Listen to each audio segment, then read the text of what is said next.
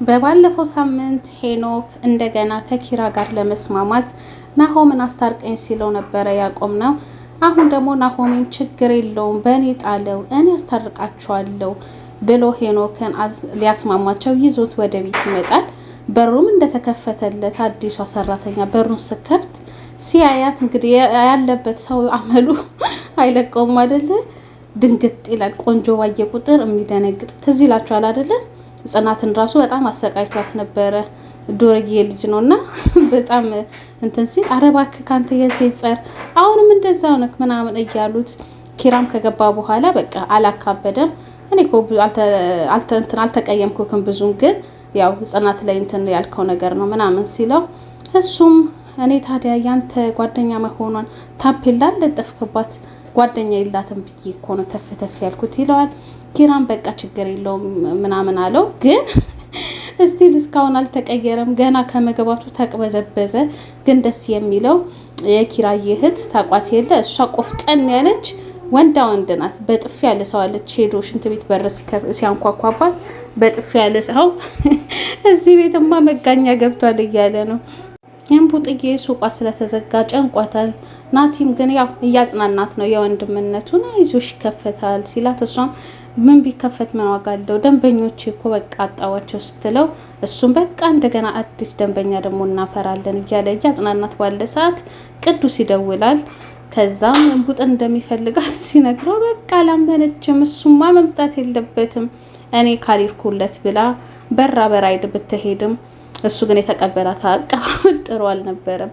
በባለፈው ክፍል እንዳያችሁት ሰላምን የድሮ ፍቅረኛውን ግንኙነት አለን ብላ ነግራታለች እና እንዴት እንደዚህ ያትያለሽ ፈጥረሽ እንዴት ታወሪያለሽ ሄደሽ አሁኑ ራስሽ አስረጃት የተሳሳትሽውን ብሎ ይላታል። ናቲም ይቀልድባታል። በራይድ መተሽ ትሰደባለሽ ምን አለ በታክሲ መመጪ እያለ እያናደዳት ነው ያለው። ሄኖክ እንግዲህ ገና ከመግባቱ ይኸው አዲሷ ሰራተኛ ላይ ደግሞ ሙጭጭ ብሎባታል። እሷም ግን በጣም ኮስታራ ናት። ኮስተር ብላበታለች። ቅድም በር ላይ ሲገባም እንዴት ነው ነገሩ ኪራ የሚባል ሰውዬ እየመለመለ ነው እንደ ሆስተስ የሚያስገባቸው ቤት ውስጥ ብሏል።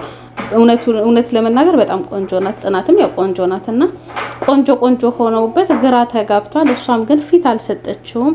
አፋፉን ብላ መልሰዋለች። ተሰማም እንግዲህ ወስኗል። ላገኘው ሰው ሁሉ መንገድ ላይ ወደ ከተማ ሊሄድ እንደሆነ ቦታውን ሊሸጥ እንደሆነ እየተናገረ ነው ያለው።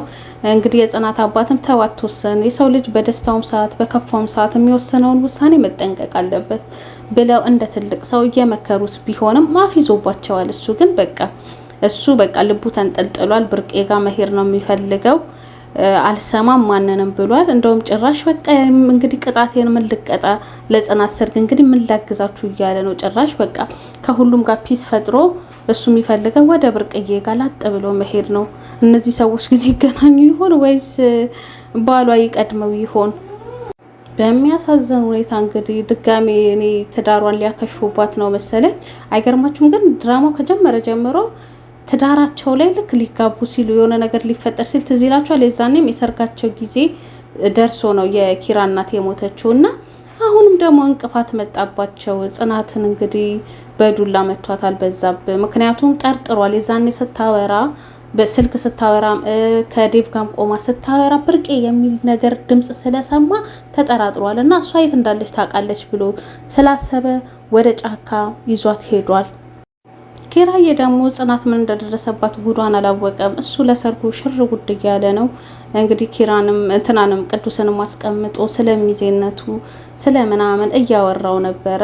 በቃ ምንም ችግር የለውም ሁሉም ይስተካከላል አይዞ ከጎንነን እያሉት እንግዲህ ጓደኝነታቸውን ናሆምም እሱም ቅዱስን በደንብ እያሳዩት ነው ያሉት እና ግን ሚዜ ትሆናለህ ሲለው ሆናለሁ ምን ችግር አለው ሲለው ግን አንተ የምትሆነው ከሊና ጋር ነው ሲለው አረ ልንገዳደል ነው እንዴ ደግሞ እዛ ብሎ በቃ ሊናን በጣም ነው የሚፈሯት። ያው እንትን በጣም ስለምትጫወት ስለምታወራው ይፈሯታልና አይሆንም ከሷ ጋርም አይሆንም ካልሆነማ እኔ ሚዜ ፈልግና በቃ የሰርግ ታዳሚ ሆናለሁ እያለው ነው ያለው። ኪራ ግን ጽናት ስልክ አላነሳ ስትለው በጣም ተጨንቋል። ምን ሆና ነው እያለ ነው። ሰራተኛውን ቤት እያጸዳች ነበርና አረ ጽናት ምን ሆነሽ ነው ማታነሹ ሲልክ አንሹ እንጂ ምናምን ሲል እኔ ነው መሉላት ሰው ብላ ግራ ተጋብታለች ይመስለኛል። አዲሷም ሰራተኛ ጽናት ይመስለኛል ትክክለኛ ስሟና እሱን ግራ ገብቶታል። ምንድነው ጽናት ባልኩኝ ቁጥር የምትደናበሪው ምናምን እያላት ነው። እሷ ግን አይ ትክክለኛ ስሜ ጽናት ነው አላለችውም። እስካሁን ለምን መናገር እንዳልፈለገች አናቅም። ግን አሁን እየጨነቀው ነው ያለው። ያ ቶሎ ሊደርስላት ይገባል። ያለበለዚያ አሁንም ሰርጋቸው ላይ እንከን መፈጠሩ አይቀርም። ወይ ቶሎ ካልሄደላት ወይ ደግሞ እነ ዴቭ ካላገዟት በጣም ከባድ ነው።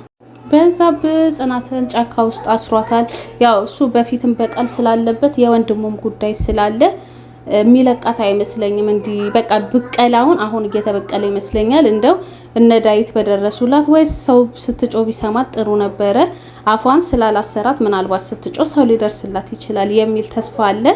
ያ እንደዛ መሆንም አለበት እንዴ! በጣም ነው የምታሳዝነው።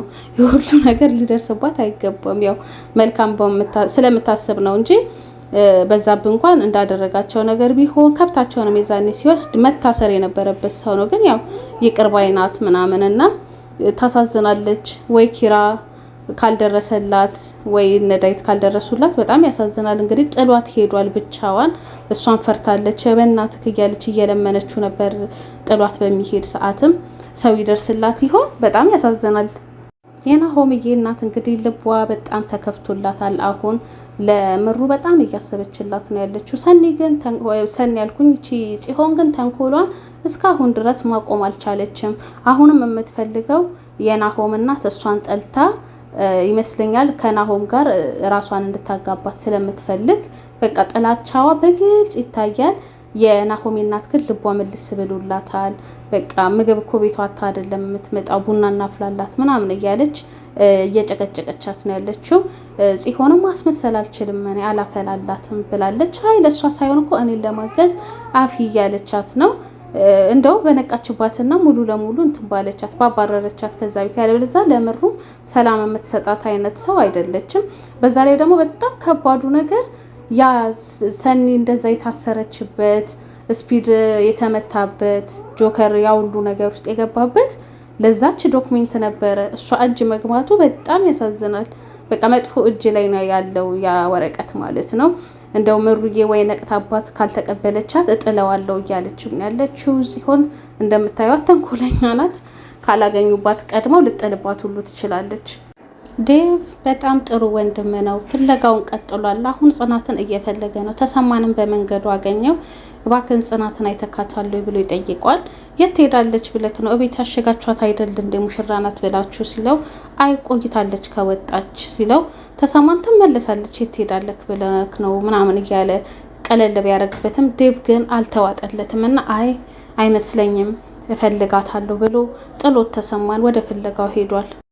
የናሆም አባትም ኪራን የምትፈልገው ነገር ካለ እናግዝካለን፣ እኛ ያለን ከጎንክ፣ የቤቱንም ስራ ቢሆን የናሆም እናት ታግዝካለች ብሎ እንግዲህ ቀለል አድርጎለታል። እሱም ችግር የለውም እናንተ ብቻ የሽምግልናውን ነገር ጨርሱልኝ ሲል እሳቸውም ችግር የለውም በእኔ ጣሉ ሽምግልናውን ነገር ብለውታል።